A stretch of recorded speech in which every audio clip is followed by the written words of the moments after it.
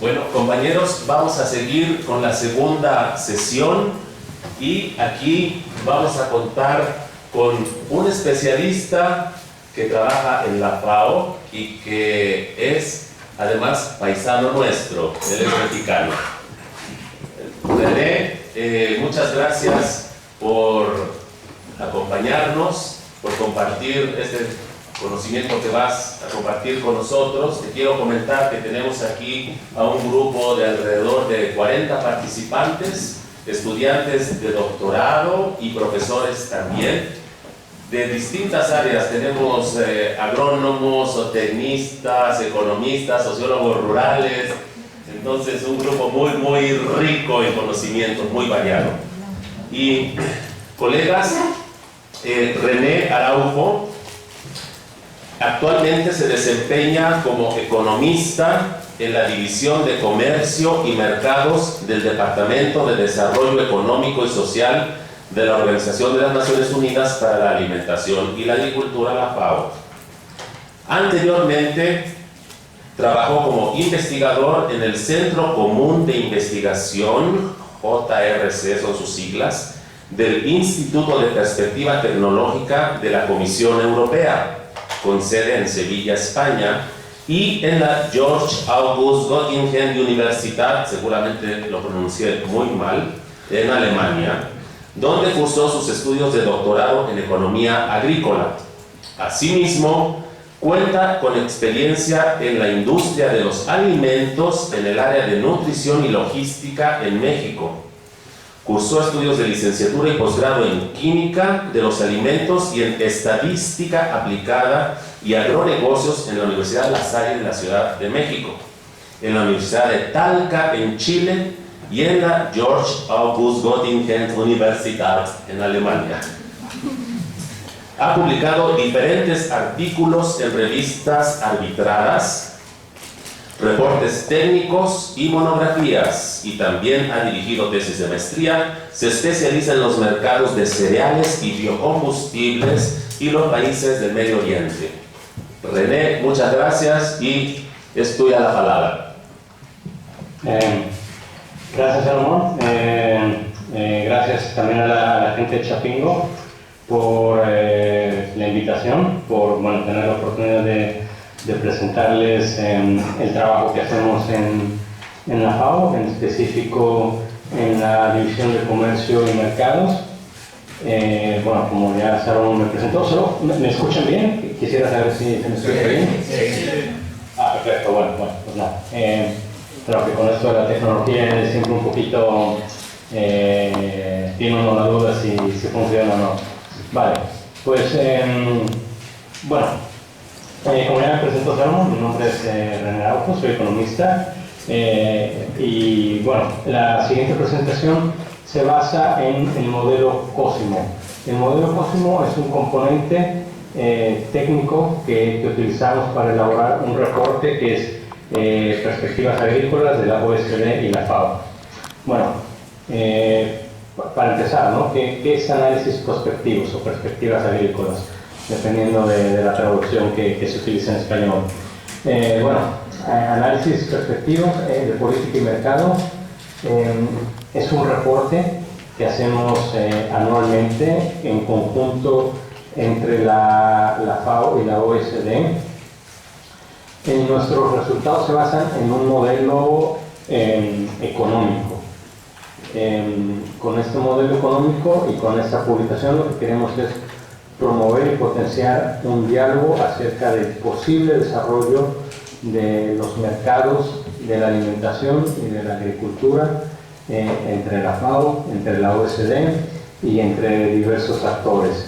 También en este reporte participan otros organismos internacionales como el Consejo Internacional de Granos, la Asociación Internacional del Azúcar, la Asociación Internacional de Productos Lácteos, entre otros. Es una publicación que, si bien se basa en un modelo económico, que es aquí en COSIMO, ya más adelante les platicaré un poco de las diferencias entre aquí y COSIMO, también incorpora este reporte el conocimiento de los expertos de mercados, es decir, contiene información tanto cualitativa como cuantitativa. Bueno, ¿cuál es el objetivo de Perspectivas Agrícolas? Perspectivas a mediano plazo, le voy a leer textual, ofrecen a los diferentes actores una evaluación nacional, regional y global acerca del posible desarrollo de los principales mercados agrícolas en la próxima década. El escenario base no es un pronóstico acerca del futuro, es más bien un escenario que se basa en supuestos específicos de diversos actores como el entorno macroeconómico, el desarrollo del comercio y sus políticas, condiciones meteorológicas, tendencias de productividad y desarrollo de los mercados internacionales.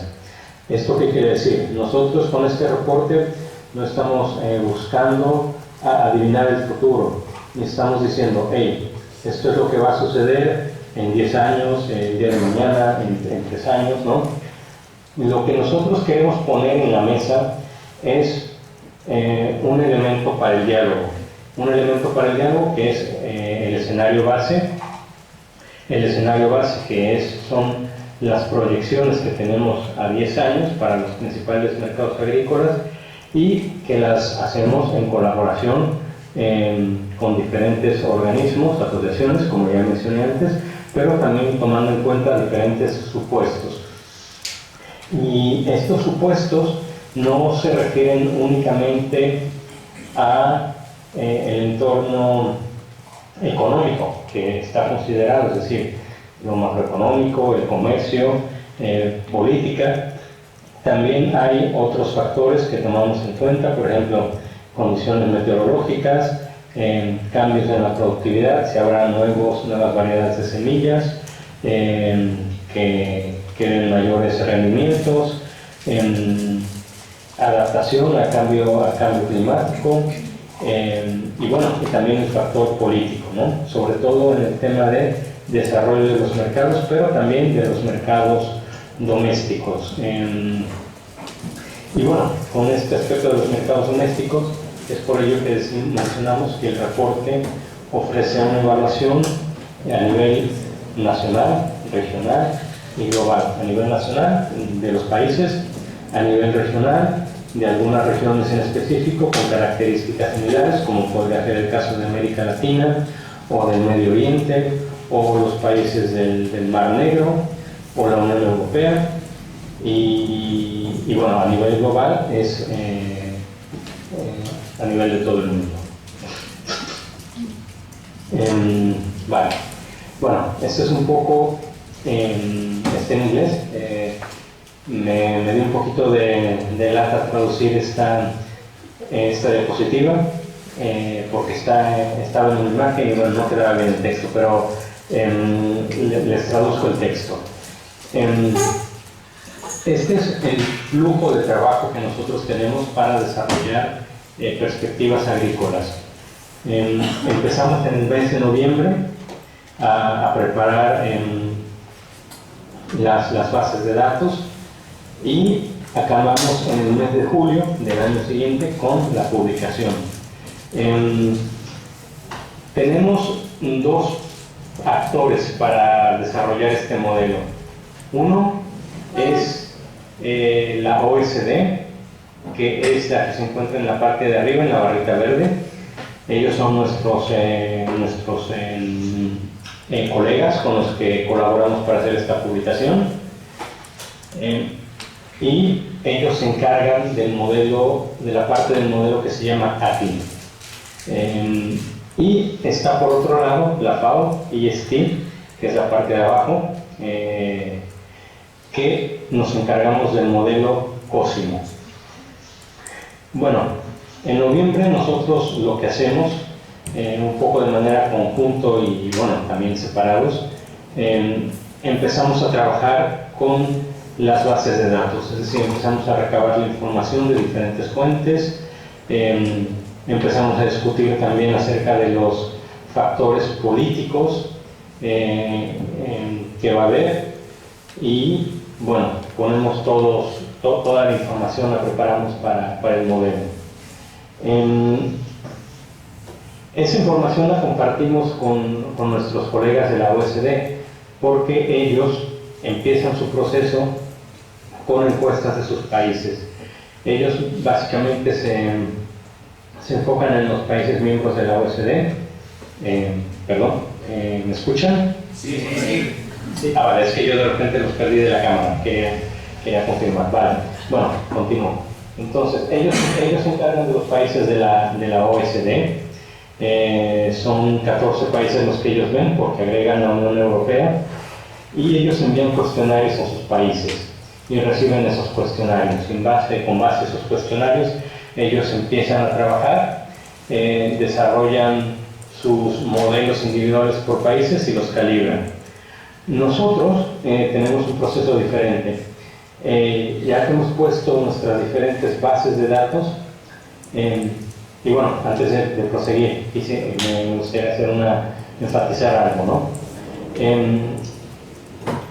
Esta diferencia en el proceso, como se pueden imaginar, es porque generalmente los países de la OSD tienen institutos en sus ministerios de agricultura que se encargan de recabar información histórica.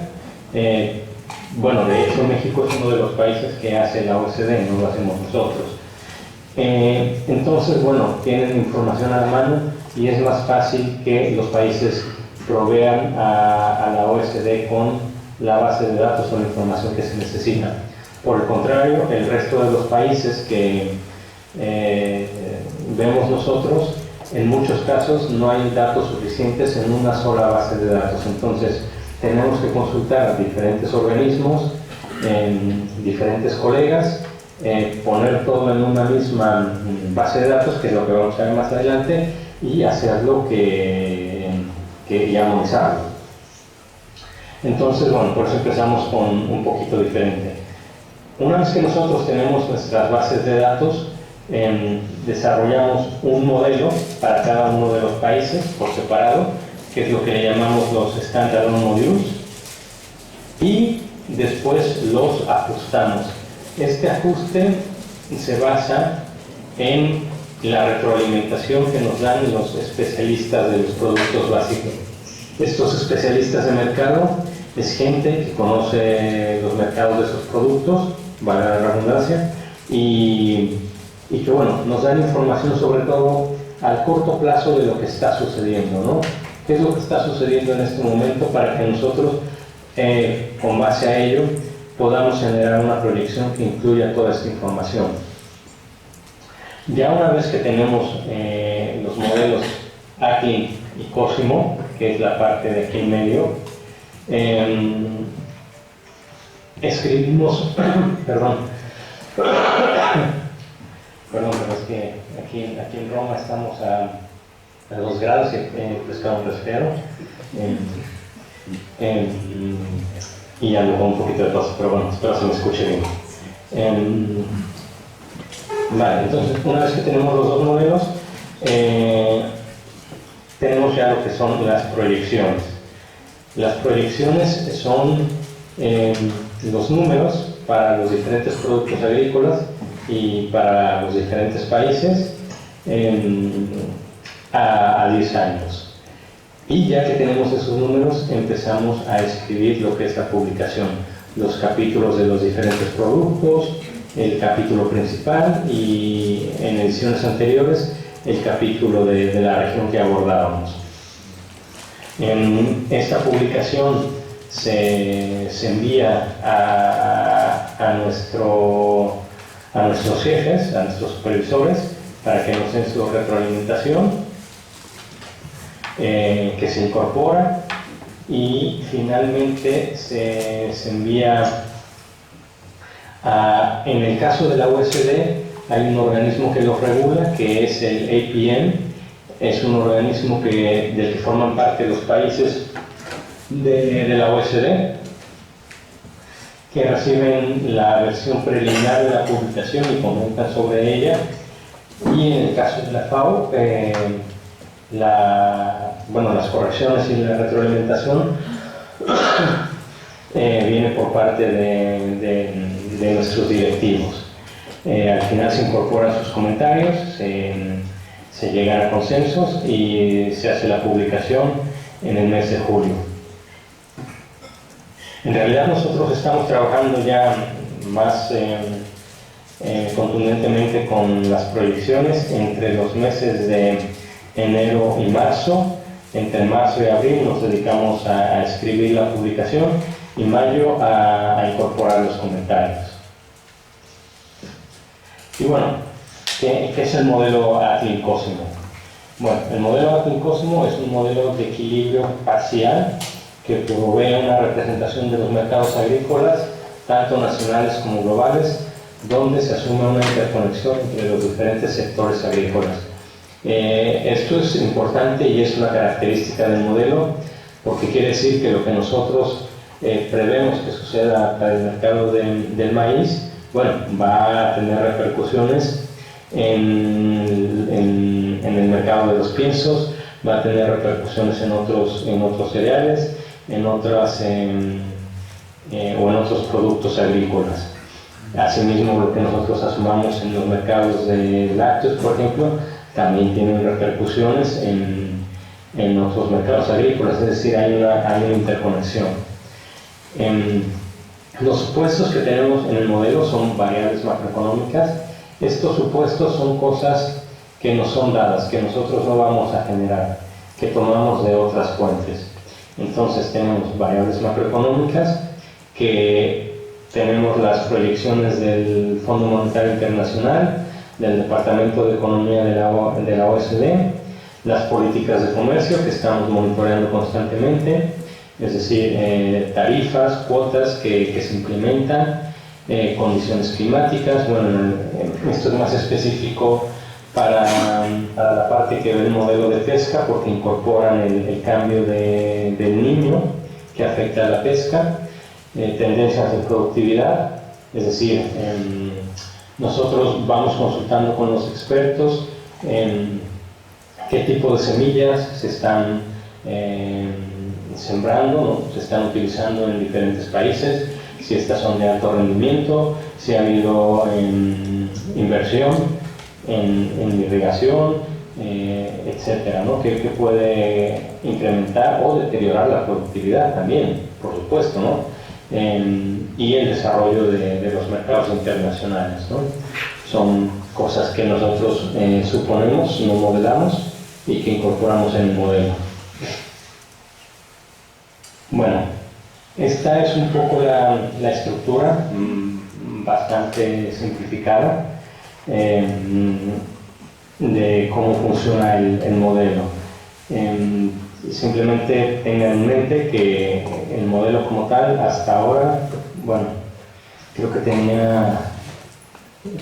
de momento tiene 11.000 ecuaciones, es lo que tiene el modelo, es decir, cada ecuación representa una variable que nosotros generamos y bueno, este diagrama es una manera simple de explicar la estructura. ¿Qué es lo que tenemos? Tenemos dos dimensiones básicamente, ¿no? Tenemos el abasto, tenemos la demanda, que, bueno, la demanda para el consumo humano, consumo animal y consumo industrial está básicamente dado por el incremento a la población y el ingreso. Tenemos los inventarios finales, que es lo que se guarda, y tenemos las exportaciones. Todo esto en conjunto hace la demanda total del modelo.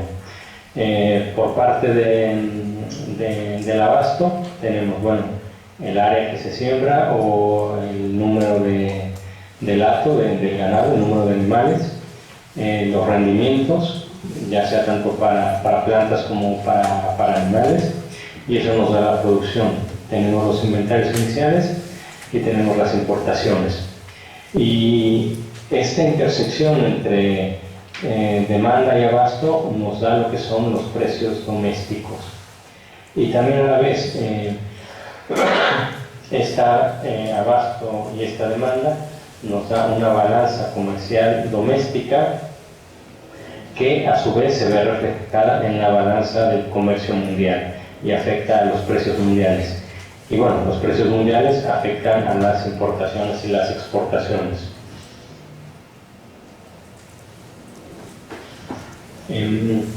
¿Cuáles son los productos agrícolas que cubrimos nosotros actualmente en la publicación y con el modelo?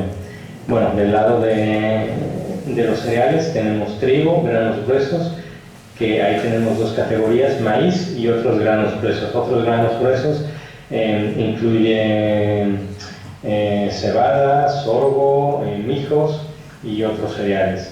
Tenemos también arroz, semillas oleaginosas que son soya, canola. ¿Me escuchan? Sí. Sí, pero es que, perdón que les pregunte, pero es que de repente yo los dejo de ver, por eso me entra la duda. Oleaginosas, bueno, que son las semillas oleaginosas, aceites vegetales, harinas de semillas oleaginosas. Aceites vegetales y harinas de semillas oleaginosas son productos que ya han sido procesados, es decir, vienen de procesar la soya o la canola o la semilla de girasol, de procesarlas y de ahí generar aceites o harinas proteicas. Y en el caso del aceite también tomamos en cuenta el aceite de palma, que es bastante importante. Raíces y tubérculos. Piensos, bueno, aquí creo que hubo un error, aquí debería de decir leguminosas, creo que decía forces en inglés, y no traducir mal. Bueno, y que son básicamente frijoles, lentejas, garbanzos, que son un importante componente en la alimentación de varios países, sobre todo en Asia y África, América Latina también, aunque mayoritariamente en Asia y en África. También tenemos azúcar como tal, ya sea azúcar de la caña de azúcar o azúcar de la remolacha, algodón.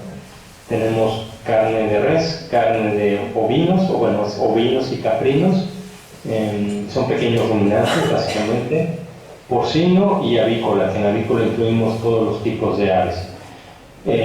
También tenemos leche desnatada en polvo, leche entera en polvo, queso, mantequilla y productos lácteos frescos. Y tenemos también unos biocombustibles que son una importante fuente de demanda. Y pescado, que es un modelo por separado.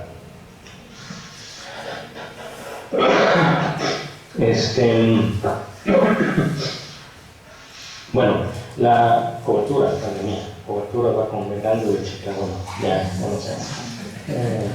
Perdón si hay una falta de ortografía ahí. No sé, bueno. Cobertura geográfica de perspectivas agrícolas, claro.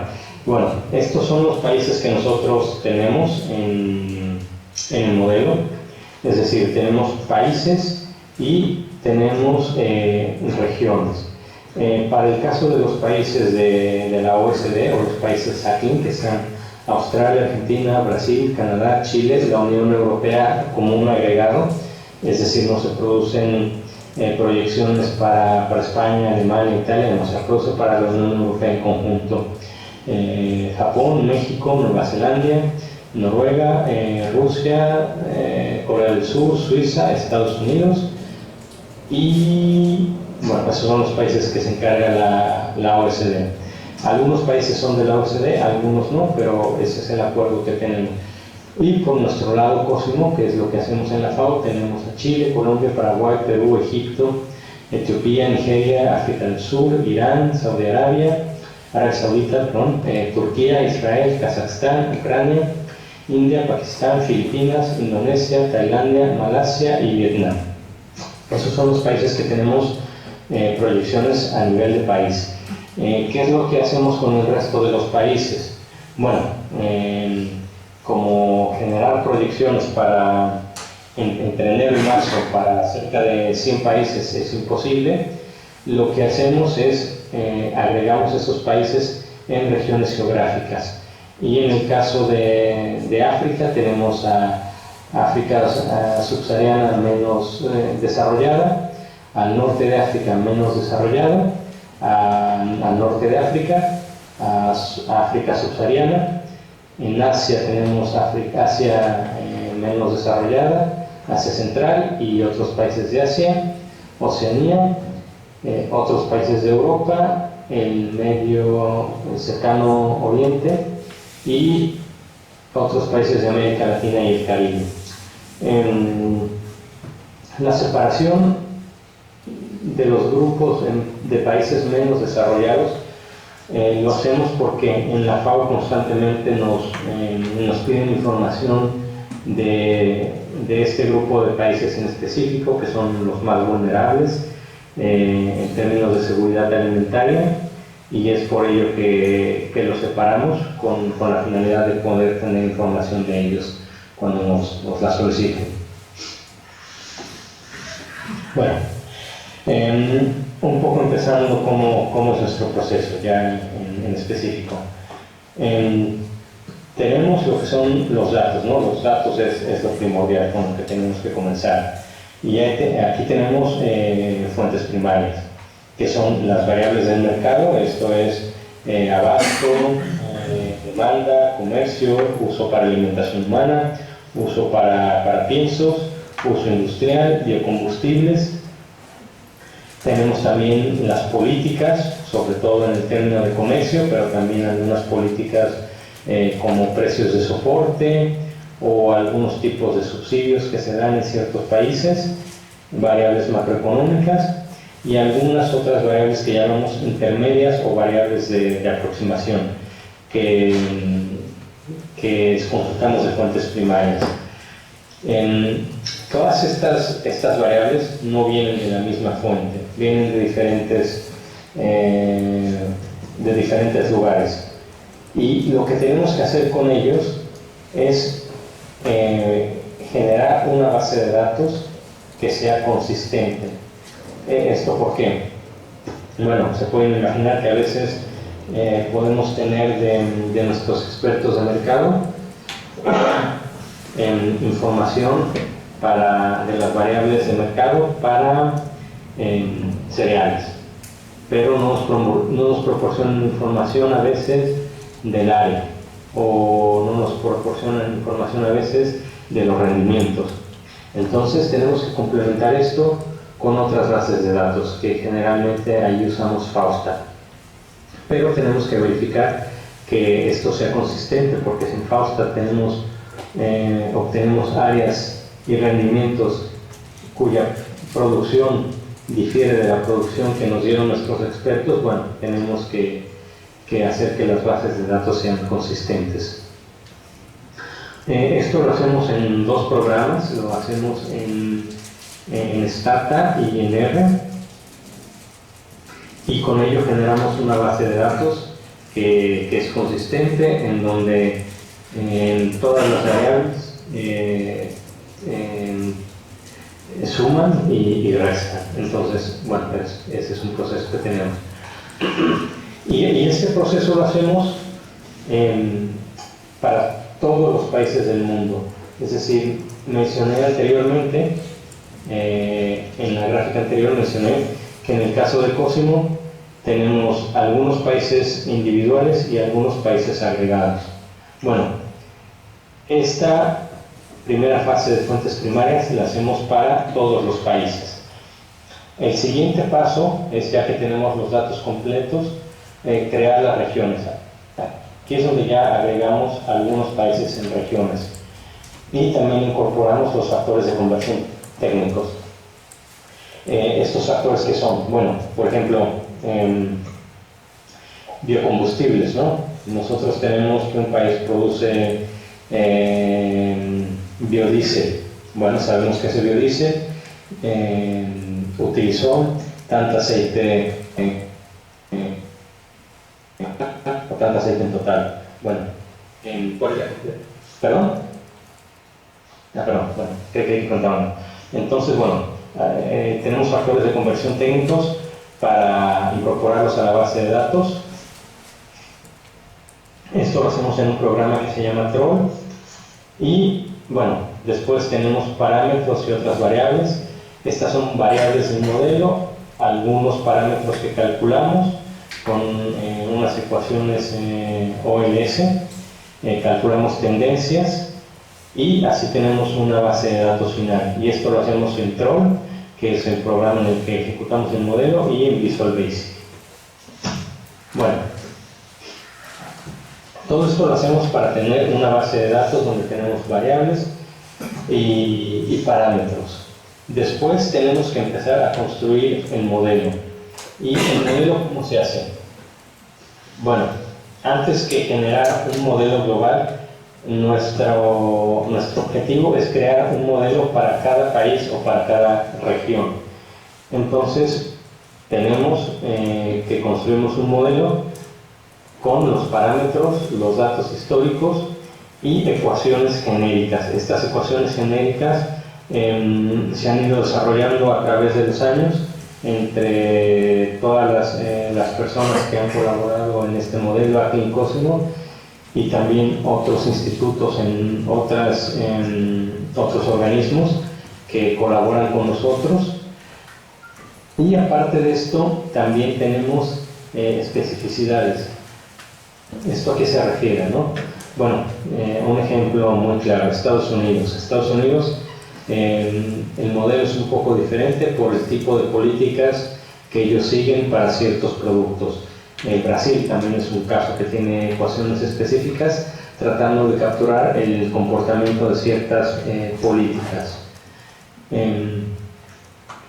Estos modelos individuales se calibran. Esta calibración se refiere a buscar que los datos sean consistentes, es decir, una vez que tenemos los datos históricos y generamos proyecciones, ver que estas proyecciones no tengan un comportamiento extraño. Es decir, si tú venías de producir, un país venía de producir 20 millones de toneladas en el último año histórico y venía incrementando constantemente, el modelo debería apuntar en la misma dirección.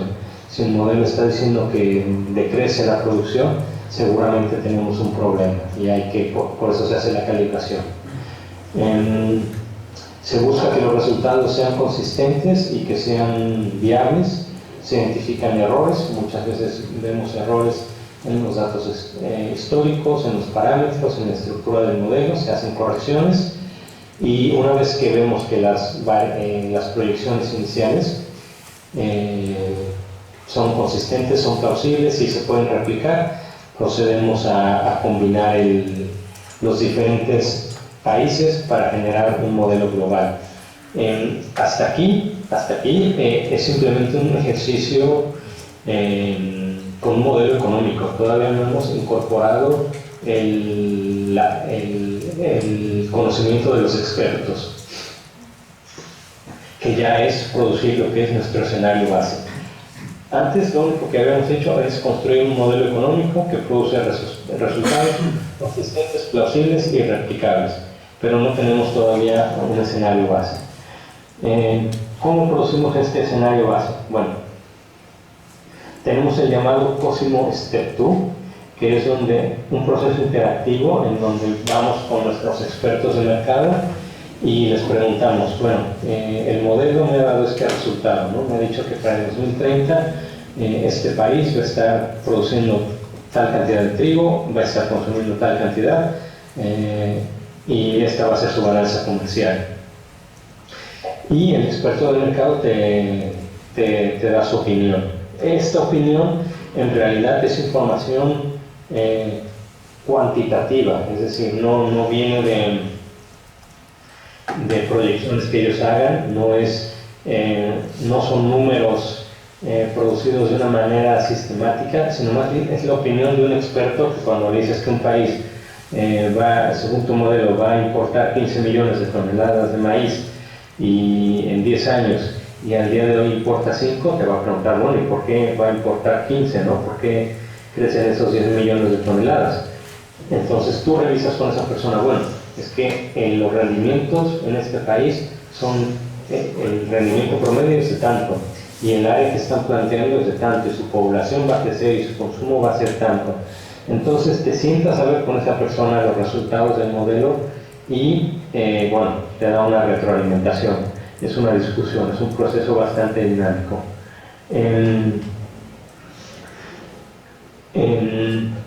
Y bueno, también esto viene de los procesos que se hacen en paralelo entre los diferentes productos agrícolas, porque ¿qué es lo que sucede, no? Tú puedes decir, bueno, yo como el experto de cereales, ¿no? A mí no me gusta ver que de repente, les pongo ejemplo, ¿no? Que México importe mucho, ¿no? Digo, bueno, no es que esté importando mucho maíz, ¿no? No, hay que bajar las importaciones, ¿no? Porque, bueno, probablemente aumente la producción, pero de repente llega la persona que está haciendo las proyecciones para carne y dice, bueno, es que México va a producir tantas cabezas de ganado porcino y todo ese ganado porcino necesita alimentarse. Entonces necesito tanta alimentación, tanto maíz para alimentar a los animales. Y claro, bueno, ahí es donde viene la interacción entre los diferentes grupos de alimentos, es decir, el componente para alimento de los animales afecta la producción, en este caso del maíz, también de los otros granos duros, como por ejemplo el sorgo. Y bueno, ahí es donde nos empezamos a comunicar no únicamente con el experto del producto agrícola con el que estamos trabajando, sino también con otros expertos, porque es un modelo global que ve la relación entre los diferentes países con el mercado global y dentro de un mismo país con las diferentes fuentes de demanda y de producción.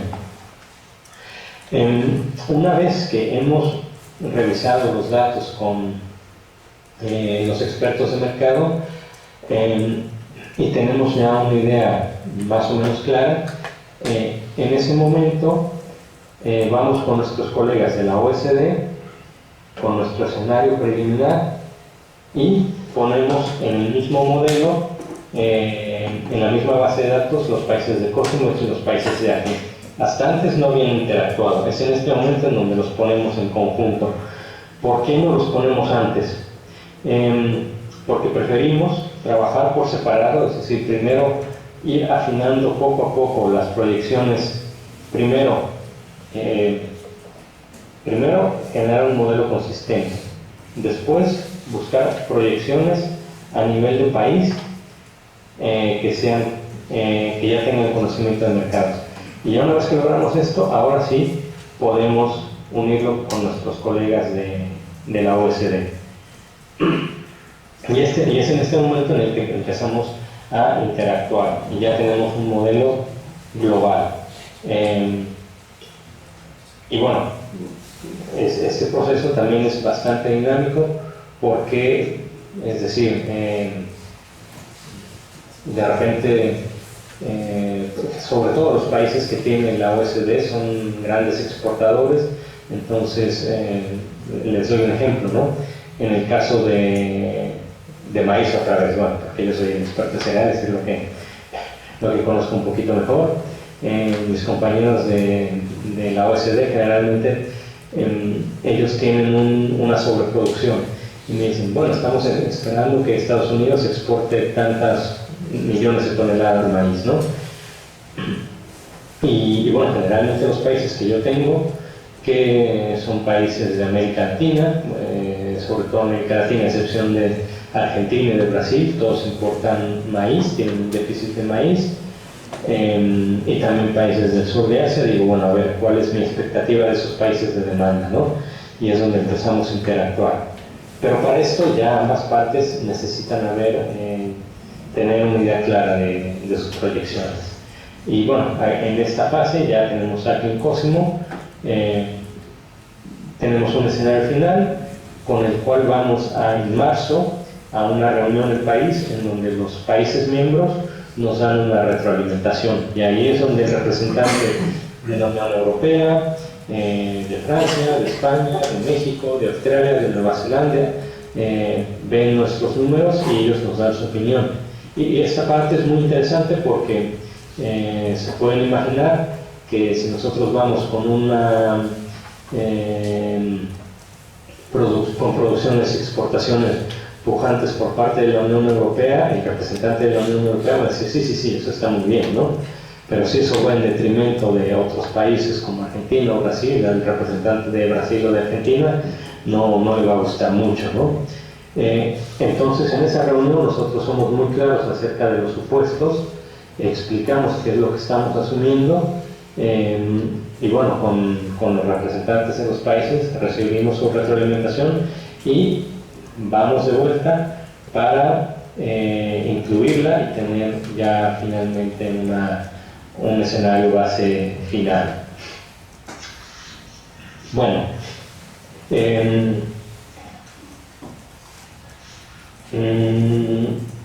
la publicación no es lo único, que tenemos. También tenemos otras participaciones, es decir, el escenario base de perspectivas agrícolas es lo que tenemos en julio y con lo que trabajamos el resto del año.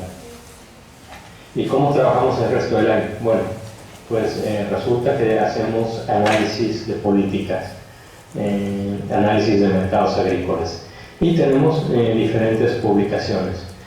Por ejemplo, ahora estamos trabajando en un proyecto con los países árabes, en esta publicación que se llama Arab Horizons 2030, que la traducción sería Perspectivas para mejorar la seguridad alimentaria en la región árabe. En este proyecto estamos trabajando nosotros con las proyecciones que tenemos del año pasado. Para este caso de los países árabes, si recuerdan esta diapositiva, en la mayoría de los países árabes, aquí solo tenemos Arabia Saudita como tal, separado, y el resto de los países árabes están en Near East. Bueno, también está Egipto, y el resto de los países árabes es LDC North Africa y Other North Africa. Entonces, los países árabes en la publicación normal están puestos en dos países individuales y en regiones. Sin embargo, para esta publicación lo que hemos hecho es desagregar esas regiones. Trabajamos en un método para nuestras proyecciones de regiones, desagregarlas en los países que las componen. Un colega nuestro que estuvo trabajando con nosotros desarrolló una rutina en R para lograr que esta calibración se hiciese automática. Nos ha ayudado bastante, y con esto lo que podemos hacer es que cuando terminamos nuestra publicación y de repente nos dicen, oye, pero en tu publicación no tienes incluido a Macedonia del Norte, ¿no? O tampoco tienes incluido a Tanzania, o no está Uruguay, ¿no? Bueno, podemos generar, ¿no? Podemos generar una proyección para ese país o un grupo de países en específico que sea consistente con lo que tenemos en la publicación. Y bueno, en esta publicación, que es en la que estamos trabajando actualmente, tenemos datos para países, proyecciones para los países árabes, y estamos enfocando el aspecto de seguridad alimentaria con cambio climático, que para esto del cambio climático estamos trabajando con un agrónomo de la región que está ayudándonos generando escenarios de cambio climático con un modelo que a lo mejor los de agronomía conocen, que se llama COPRO, no sé si les suena, que es un modelo que se desarrolló en la FAO. Yo he oído hablar de él, pero no sé usarlo, pero este compañero, que es un agrónomo, nos está proveyendo de escenarios, de rendimientos para trigo en los países árabes, y estamos incorporando eso en nuestro modelo para hacer análisis de los efectos del cambio climático. También otras publicaciones que hemos hecho es la sostenibilidad de biomasas en los bosques para energía, y de etanol de maíz y de etanol elaborado a partir de maíz y de caña de azúcar en Paraguay. También una publicación similar en Vietnam, en donde nos pedían analizar el impacto de los biocombustibles en los precios de los alimentos. Y bueno, también hemos hecho capacitación en Colombia y en Indonesia, esto relacionado con bioenergía y con los biocombustibles. Esto fue hace unos 3-4 años, cuando todavía los biocombustibles se veían como una de las fuentes como un riesgo para la seguridad alimentaria. También tenemos diferentes actividades, hemos hecho proyectos regionales en países en específico, en Tailandia, en la India, en Indonesia, Paraguay, Colombia, Vietnam y África subsahariana, en donde nos han pedido las proyecciones y hemos participado en conferencias en China, Vietnam, India, Estados Unidos, Kazajstán, Sudáfrica y para diversos países de África del Sur, donde vamos y presentamos nuestra publicación y una visión del mercado global. También asistimos a conferencias temáticas, fertilizantes, aceite de palma, productos lácteos, donde nos enfocamos en específico en uno de los productos agrícolas, y también hacemos análisis de los objetivos de desarrollo sustentable, malnutrición y sustentabilidad, por ejemplo efectos de gases invernadero y fertilizantes. Y bueno, básicamente lo que hacemos es dar soporte a los países con el desarrollo de estos modelos y buscamos hacer análisis de política para que los países tengan una herramienta técnica y poder tomar las mejores decisiones. Bueno, eso es por mi parte. Espero que se haya quedado clara una idea general. Y bueno, si tienen alguna duda,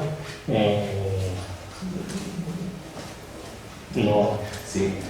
René, muchísimas gracias por esta exposición tan interesante, y yo creo, colegas, que nos da una idea del enorme esfuerzo que conlleva la realización de esta publicación anual de perspectivas de la agricultura. La cantidad de actores que intervienen, es la FAO, es la OCDE, son especialistas internacionales por productos, son organizaciones de productores mundiales. O sea, es un verdadero esfuerzo que se hace cada año.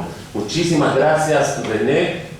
Vimos también cómo está estructurado el modelo, creo que nos queda claro. Gracias por la sencillez de la explicación. Y ahora, pues queremos aprovechar que tenemos todavía unos minutos con René para hacerle todas las preguntas que se nos vengan a la mente. Cualquier punto de vista, cualquier comentario, por favor, bienvenido. Está abierta la sesión. Sin Manrubio, les voy a pasar el micrófono para que les escuche, y si quieres que te vea René, exactamente hacia acá. ¿Cómo está? René, una pregunta. En tu exposición hablaste de que los biocombustibles dejaron de ser un riesgo para el tema de seguridad alimentaria. ¿Qué nos podías hablar de este tema de los biocombustibles? O sea, ¿se ven ahora como una oportunidad? ¿Cuál es la perspectiva que están vislumbrando ustedes? Bueno, a ver, la perspectiva para los biocombustibles varía dependiendo de los países, ¿no? En términos generales, yo creo que la Unión Europea es la única, pero en términos generales, los biocombustibles se producen a partir de materias primas o de productos agrícolas en las que los países tienen un exceso de producción. Es decir, por ejemplo, si vemos el caso de Brasil, ¿a partir de qué produce el etanol? A partir de caña de azúcar y a partir, en menor medida, de maíz. Estados Unidos, a partir de maíz. Indonesia, ¿a partir de qué produce su biodiesel? De aceite de palma. Colombia, ¿de qué produce biodiesel? A partir de aceite de palma y el etanol a partir de caña de azúcar. Es decir, lo que nos dice los números es que los biocombustibles se han utilizado como una manera de crear una demanda adicional y evitar que los precios agrícolas caigan y que esto afecte a los productores. El único país que produce biocombustibles a partir de productos agrícolas importados es la Unión Europea. Todos los demás países que producen biocombustibles de manera significativa los producen a partir de productos domésticos. Entonces, claro, siempre nos preguntan, bueno, ¿es un riesgo para la seguridad alimentaria? Bueno, con los niveles que se tienen de producción ahora, en realidad no. ¿Y por qué principalmente? Bueno, se producen biocombustibles a partir del maíz, ¿no? Pero del maíz que se produce no es un maíz apto para consumo humano. De hecho, es un maíz a veces que está diseñado especialmente para biocombustibles. No es el maíz blanco que se consumiría en México, por ejemplo, ni el que se consumiría en América Latina. Y en el caso del azúcar, bueno, claro, la caña de azúcar también se puede usar para consumo humano, ¿no? Pero, en realidad, hay una sobreproducción, es decir, sin el uso de caña de azúcar para etanol, para biocombustibles, probablemente la producción de caña de azúcar caería. Entonces, con los niveles de producción actual, no se ve que representen un riesgo para la seguridad alimentaria. Gracias, don René.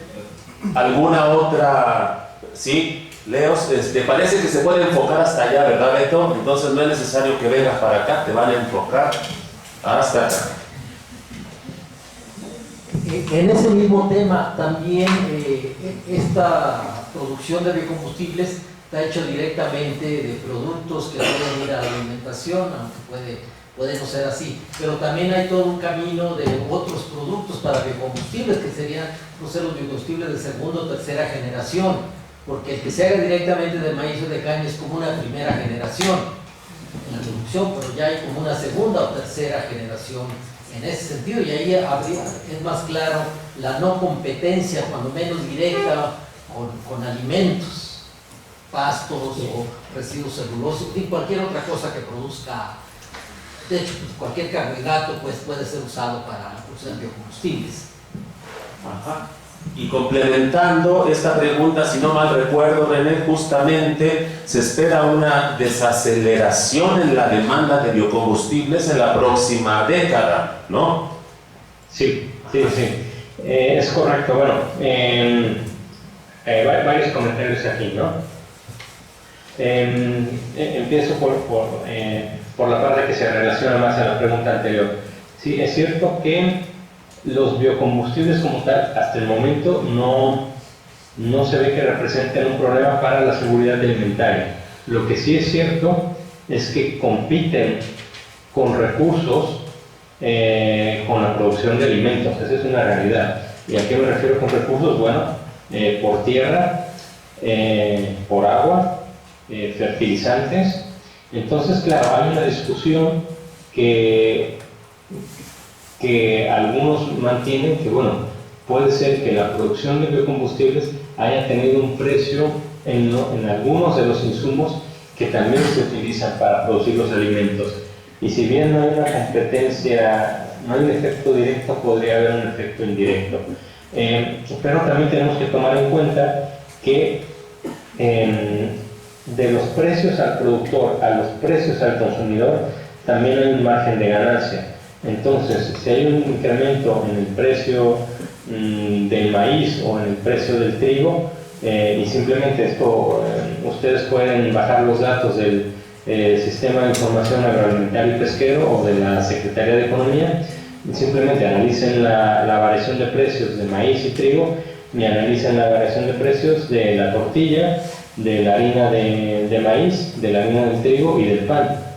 Y van a ver que los productos que al final consume el humano, los consumimos nosotros, es decir, el pan, la tortilla o las harinas, pues realmente la variación de los precios no se transmite totalmente la variación de los precios de los productos agrícolas, porque hay un margen de ganancias, es decir, también se procesan y bueno, todo eso influye a que no haya una directa transmisión de precios.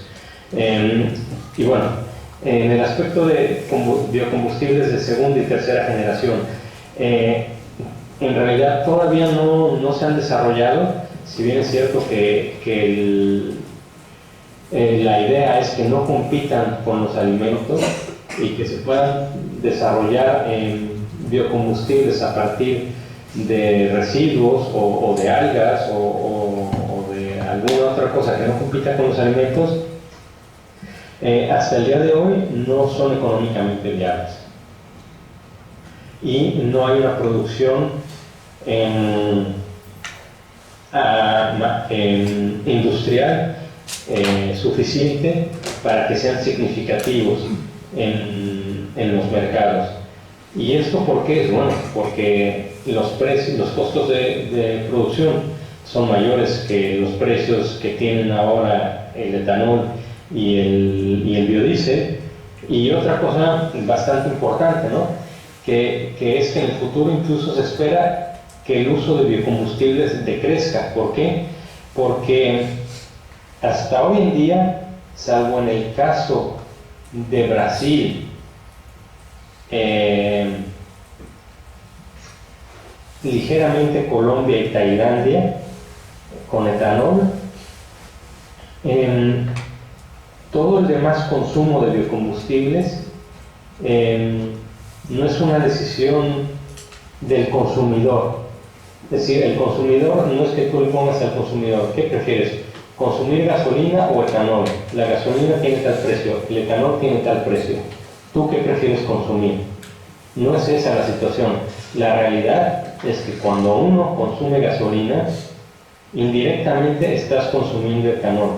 ¿Por qué? Porque el etanol va mezclado con la gasolina. Indirectamente, cuando tú consumes diésel, estás consumiendo biodiesel. ¿Por qué? Porque mezclan el biodiesel con el diésel convencional.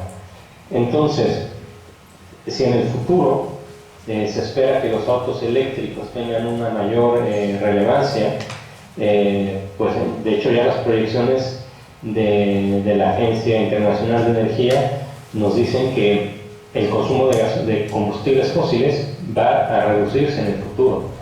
Y si el consumo de biocombustibles depende del consumo de combustibles fósiles, pues su consumo también va a disminuir. Va a haber menos demanda y con ello pues habrá un menor incentivo para realmente desarrollar estas tecnologías de segunda y tercera generación.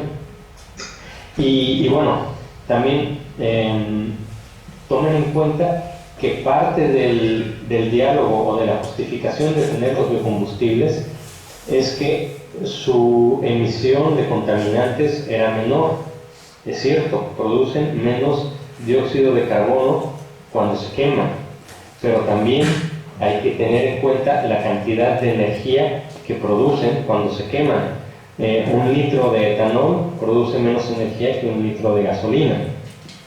Entonces, bueno, se requieren más cantidad de etanol para recorrer la misma distancia que con gasolina.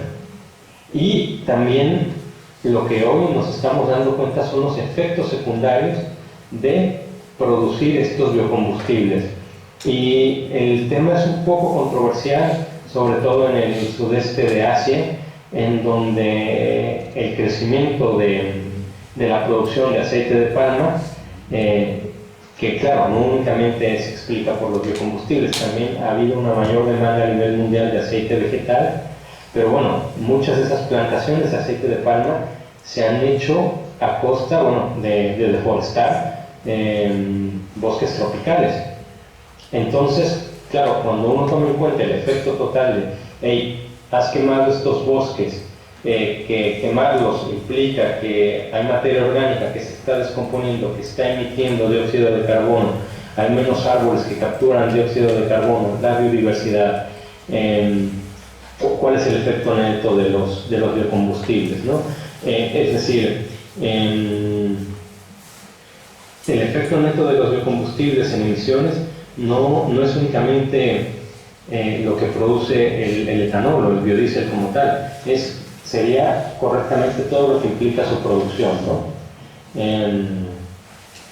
Bueno, creo que me extendí un poco, pero me parecía importante mencionarlo.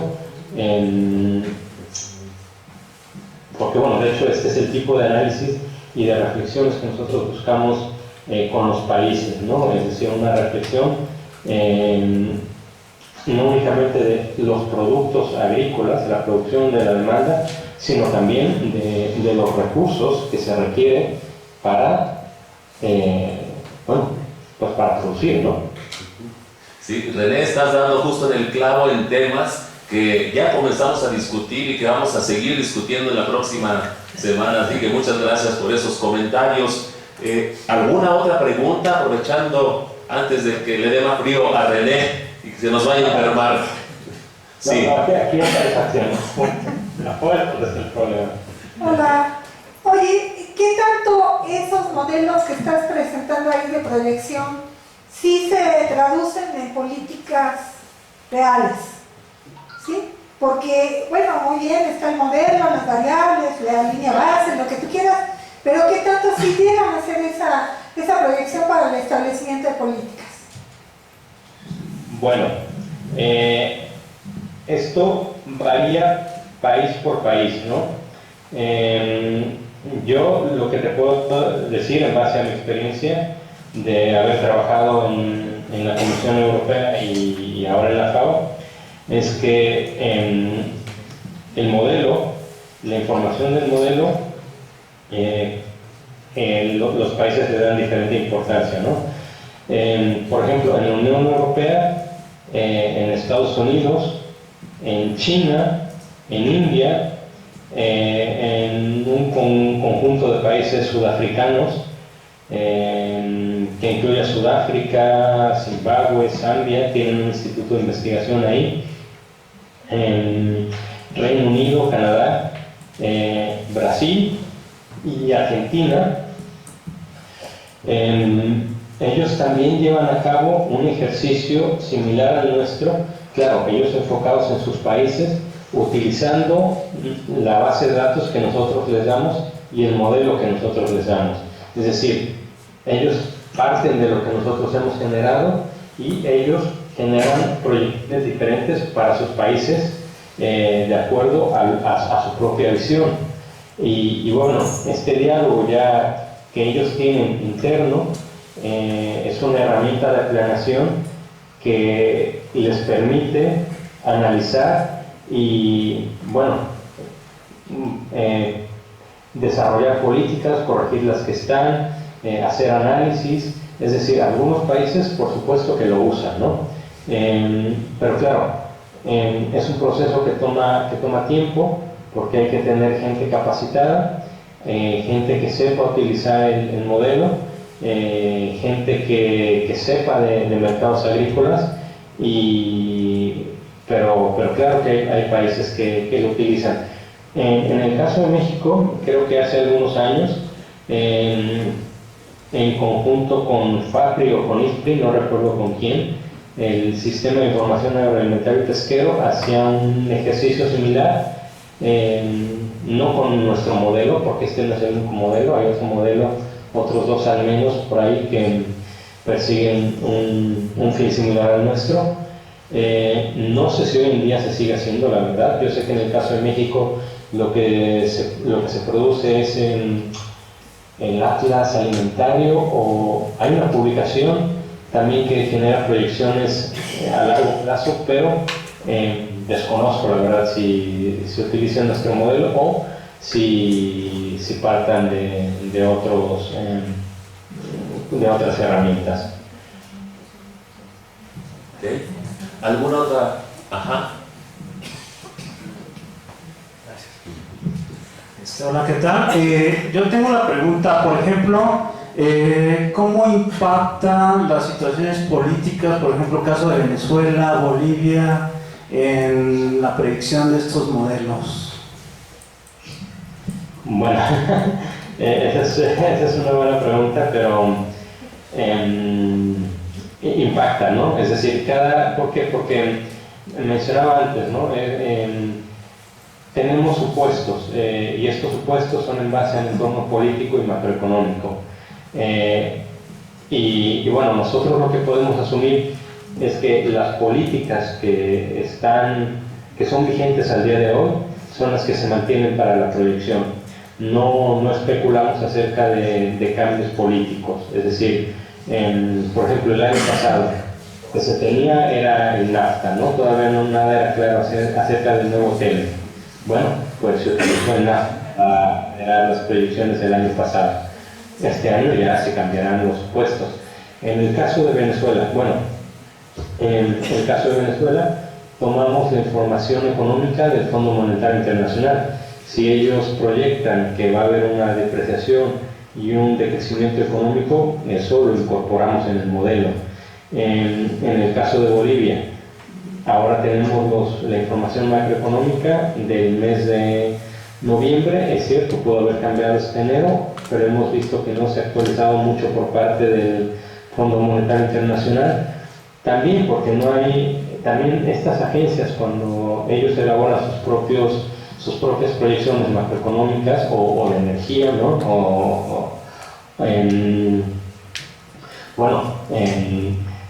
Toman en cuenta las políticas que están en el momento, ¿no? Y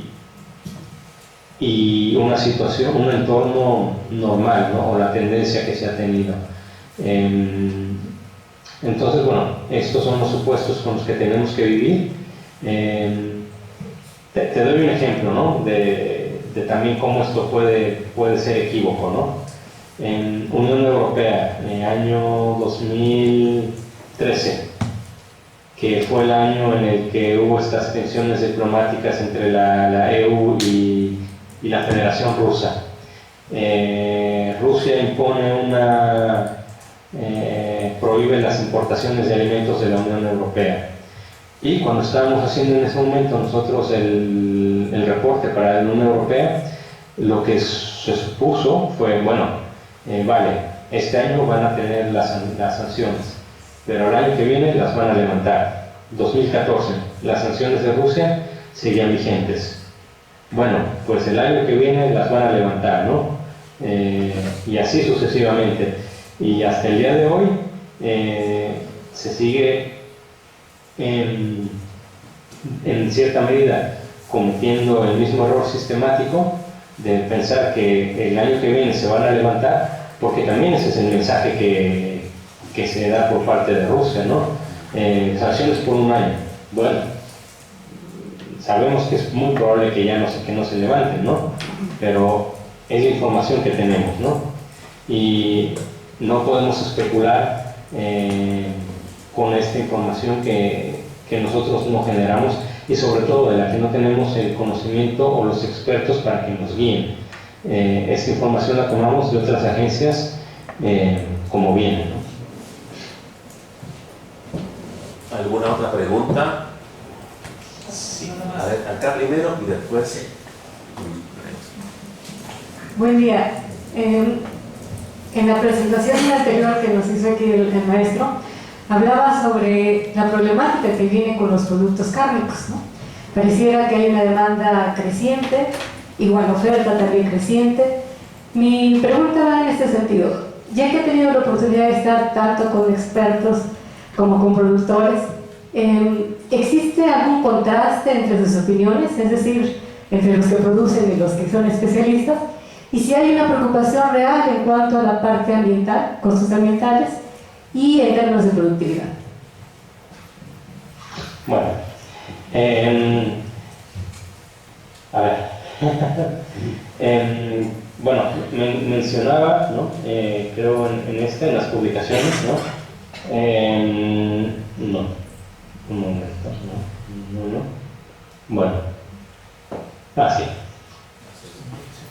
Sí, aquí hay una publicación en la que participamos que se llama Transformando el sector livestock, el Ganadero o pecuario. Ganadero, eso. El sector ganadero a través de los métodos de desarrollo sustentable. Bueno, por supuesto que hay una preocupación acerca de la sustentabilidad y de la productividad. De hecho, no es parte del modelo como tal, pero lo hacemos como un ejercicio adicional y separado. Calculamos las emisiones del sector ganadero utilizando nuestras proyecciones. Es decir, es un ejercicio sencillo por los puestos, ¿no? Nosotros tenemos hasta el 2017 las emisiones por país, por tipo por animal, ¿no? Es decir, en promedio una vaca en Nueva Zelanda produce tanto, en Australia tanto, en Argentina tanto, en Tanzania tanto. Bueno, tenemos esa información. Entonces decimos, bueno, ¿qué pasaría si con las proyecciones, es decir, con el incremento del número de animales, si esos animales mantienen ese mismo nivel de emisiones, ¿no? ¿Cuáles serían las emisiones en el futuro? Es una manera, pues, de obtener una métrica de cómo podrían crecer o decrecer las emisiones a futuro y qué países contribuirían más. En términos de productividad, bueno, el modelo como tal, que también lo consultamos con expertos, nos va indicando un incremento en la productividad, en algunos países mayor, en otros menor, dependiendo también de las tendencias y de las inversiones que estén tomando el día hoy, ¿no? Si vemos que de repente ahora con este problema que ha habido en China de la fiebre africana, porcina, la fiebre porcina africana, esto implica un cambio en el sistema de producción de China, ¿no?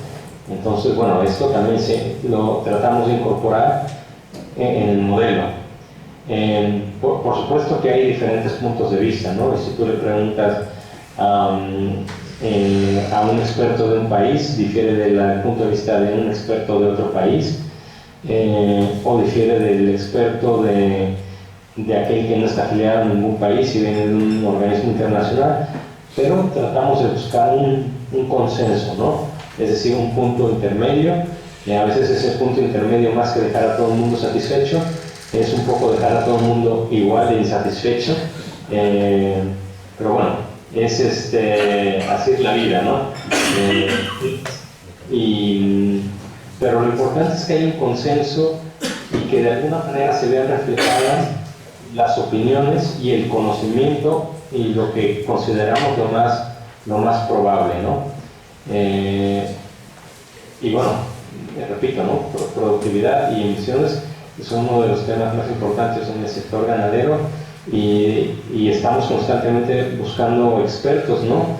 que sepan un poco más del tema y que nos ayuden a darle, digamos, a mejorar nuestras proyecciones y nuestros análisis.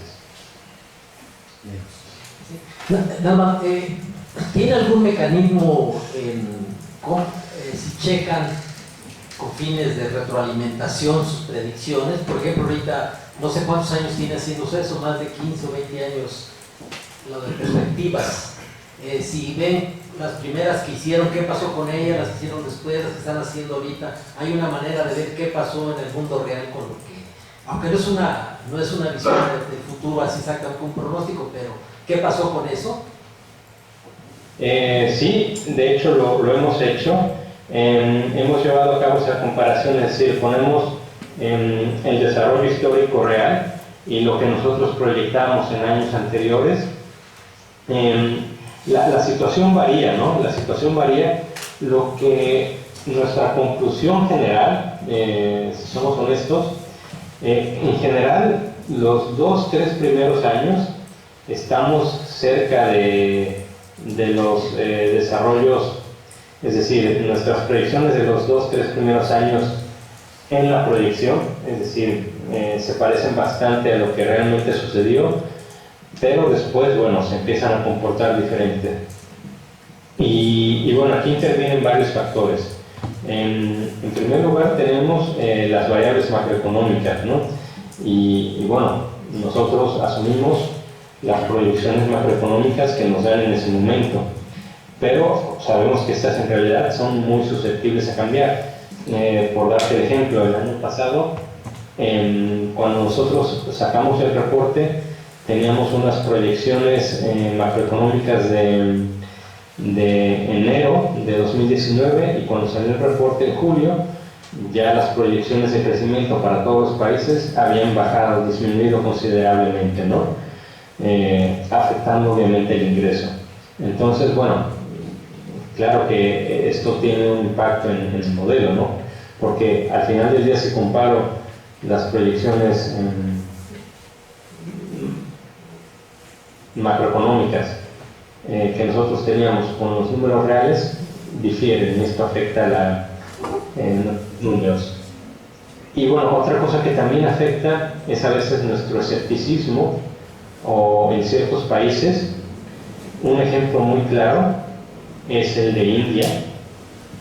Si yo comparo las proyecciones que hemos hecho para la India en los últimos años, siempre hemos dicho, bueno, la India va a terminar importando, la India va a terminar importando, la India va a terminar importando. Y sucede que no, sucede que India no importa y sigue incrementando su producción y su productividad. A veces también esto se basa un poco, el conocimiento de los expertos se va construyendo, ¿no? Y si bien es cierto que en algún momento India parecía que iba a importar, hoy en día eso se ve menos probable, y sigue bueno, aumenta su productividad y mantiene unos grados de autosuficiencia alimentaria bastante altos, ¿no? Entonces, bueno, sí, es decir, lo hacemos esta revisión. Obviamente no estamos tratando de predecir el futuro, y por supuesto, ¿no? Lo que decimos del futuro, que puede ser hoy a 10 años, claro, depende de la información que tenemos disponible hoy y de lo que suponemos al día de hoy. Pero esto está totalmente susceptible al cambio. El objetivo de la publicación no es como tal decir esto es lo que va a suceder. No, es más bien traer a diferentes actores a un diálogo para que se puedan clarificar. Para nosotros nuestro principal objetivo es, cuando al final del día vemos que un país genera un grupo de expertos que utilizan el modelo para empezar a dialogar, y no únicamente crear proyecciones, ¿no? Porque las proyecciones en general son, digamos que son un poquito una excusa para hacer análisis más a profundidad, ¿no? Es decir, bueno, pero para alcanzar este nivel de producción, ¿qué recursos necesito? ¿En dónde se necesita producir? Es decir, cuando los países toman las proyecciones y empiezan a hacer un análisis mucho más detallado con el conocimiento local que ellos tienen, del que nosotros, bueno, no tenemos, ¿no? Nosotros proveemos una herramienta global para que los países lo utilicen de manera ya individual. Oye, René, y a veces también viendo las estadísticas históricas nos podemos llevar ciertas sorpresas, ¿no? Yo recuerdo el año pasado que estuve escuchándoles sus discusiones de FAO y OSD cuando estaba preparando el capítulo de América Latina, que ustedes hablaban de repente China cambió ahí su producción de maíz, creo, no recuerdo, pero eso mueve absolutamente todo. ¿Nos puedes platicar un poquito de esa situación de China? Bueno, el caso de China fue muy particular porque el año pasado hicieron una revisión a sus datos históricos y de la nada aumentaron la producción de maíz por varios millones de toneladas, aumentaron también sus inventarios, pero no dijeron ese maíz a dónde se iba, ¿no? Si en realidad, no dieron inventarios, dieron producción y dieron consumo total. Pero no dijeron si ese consumo era para consumo industrial o para consumo de alimentos. Las importaciones seguían siendo las mismas, y de repente uno decía, bueno, ¿y qué hacen ellos con todo esto, no? Porque si es cierto que su producción aumentó tanto y aumentó el consumo, pero no en la misma dimensión que la producción, esto lo tienen que estar almacenando. Pero esos inventarios, ¿dónde los tienen, no? Deberían poderse ver con Google Maps en algún lugar, o con Google Earth. Entonces, claro, esto te genera dudas de, bueno, ¿en qué momento, si esos inventarios existen, tendrían que empezar a salir al mercado doméstico o internacional, porque más de 2 años guardar maíz, primero ya no es apto para consumo de animales, después de un tiempo ya ni siquiera es apto para producir etanol, entonces, y cuesta dinero mantenerlo. Pero esto no únicamente nos ha sucedido con China, ¿no?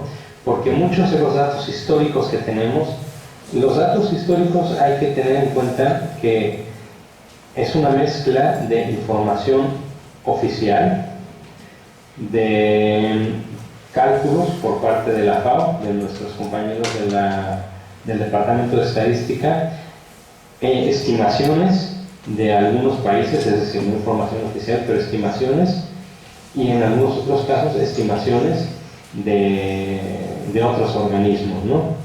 Es decir, esto que nos dice, bueno, que al final del día los datos históricos pueden cambiar, y nuestra experiencia no es nada más el caso de China. China fue un caso muy notable porque el cambio fue sustancial, pero nos ha pasado para otros países que los datos históricos de un año a otro cambian. Y a veces hacen revisiones históricas a 5 o 6 años atrás, y bueno, pero es con lo que tenemos que trabajar, ¿no? Son los datos que tenemos, nosotros no los producimos, y hemos aprendido a vivir con ello, ¿no? Así es, así es. Pues, ¿alguna otra pregunta? Bueno, pues si no hubiera otra, René, te agradecemos muchísimo y pido un aplauso para René. Muchísimas gracias. Me quedo con un mensaje con el que pues, tú estabas de alguna manera cerrando también tu presentación. Este tipo de publicaciones lo que busca es generar ese diálogo de políticas que nos permita diseñar mejores políticas para nuestros países, ¿no? Bueno, gracias nuevamente, mil gracias, René, y hasta la próxima. Hasta luego. Saludos, que estén muy bien, hasta luego. Bueno, entonces, que te mejores, dicen. Gracias. Bueno, muy interesante, ¿no, colegas? Muy interesante, o sea, el esfuerzo gigante, tanta incertidumbre de repente, como lo que mencionaban. A mí me llamó mucho la atención el año pasado que estaban discutiendo. Oiga, China trae ahí tantos millones de toneladas de maíz y no sabemos dónde están. Y eso después te mueve todas las proyecciones, ¿no?